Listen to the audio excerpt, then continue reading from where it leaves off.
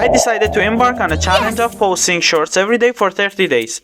And here's what happened. The rules were simple. Create a YouTube channel, find an interesting niche to make content about, and post one YouTube short every day for 30 days. After much consideration, I found my niche, Mr. Beast. But before I could proceed, I needed to come up with a channel name that incorporated Mr. Beast's name and conveyed the type of content my audience could expect. After careful thought, I settled on the most logical choice. Mr. Beast daily videos. Now onto the logo. I wanted something eye-catching and vibrant, so I searched for Mr. Beast on Google Images and found a picture I like. After downloading it, I used Photoshop to make some adjustments, but if you aren't able to use Photoshop, you can use Canva for free. My logo was complete. After spending some more time fine-tuning the image, I also created a channel banner in a similar style. But before I could become a YouTube sensation, there was still more work to be done.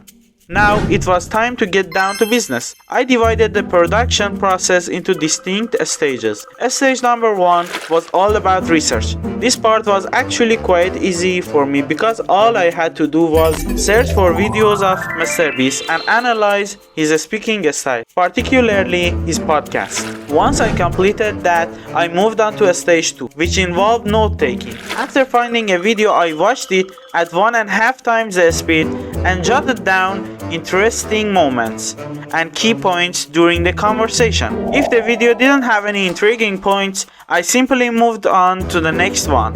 I wanted to include a dialogue that would give the audience a glimpse into the mind of super successful entrepreneur. Because who doesn't love a success story? But I also wanted to add some quick details about his personal life and the challenges he faced while growing his channel.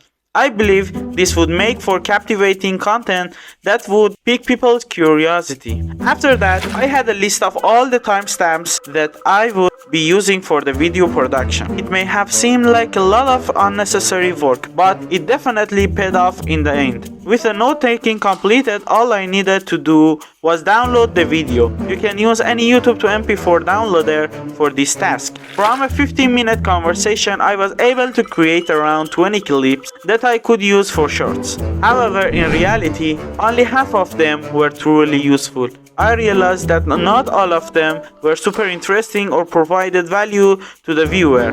The third stage was video editing, and this took me the longest. I won't go into the detail about how I added subtitles, but let's just say it took me a very long time.